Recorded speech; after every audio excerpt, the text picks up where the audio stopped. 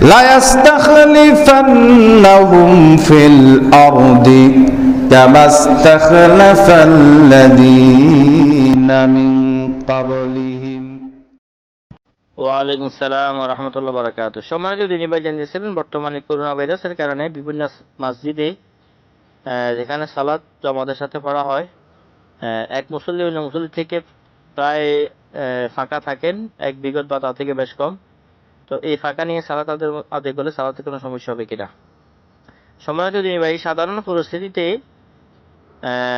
একজন মুসল্লি কাঁধ এবং পা একে অপরের সাথে মিলে রাখতে হবে, এটা ওয়াজিব, নাহলে শয়তানের জায়গা নিবে।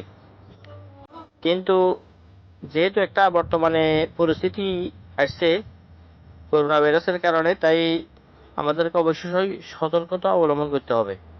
যে সকল জায়গাতে করোনা ভাইরাসের কোনো সম্ভাবনা নাই, তারা মিলিয়ে দাঁড়াবে, কাঁধ এবং পা মিলিয়ে দাঁড়াবে।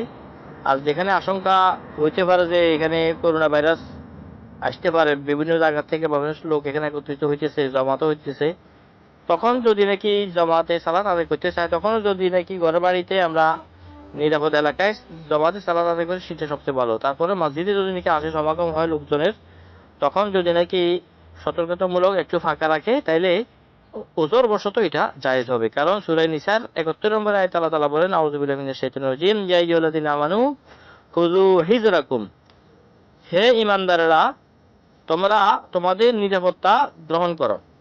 তাই যদি নাকি এখানে এই করোনা ভাইরাসের ছোঁয়াচে থেকে, আক্রান্ত থেকে বাঁচার উদ্দেশ্যে, নিরাপত্তার উদ্দেশ্যে যদি নাকি একটু ফাঁকা রাখে, এটা সমস্যা হবে না। এটা যেহেতু একটা জরুরি অবস্থাতে আল্লাহ তাআলা বলেন, ফাত্তাকুল্লাহ মাস্তাতাতুম, যতটুকু সম্ভব আল্লাহ তাআলাকে তোমরা ভয় করো।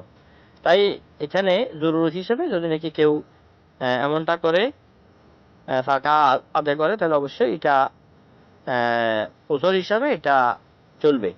কিন্তু সাধারণ পরিস্থিতিতে এমনটা করা না জায়েজ, কারণ শয়তানে দুই মুসল্লির মাঝখানে জায়গা খালি দেখলে তখন সেটা জায়গা নেয়। আশা করি বিষয়টা বুঝতে পারছেন। বাকি আল্লাহ আলাম। আসসালামু আলাইকুম ওয়া রাহমাতুল্লাহি ওয়া বারাকাতুহু।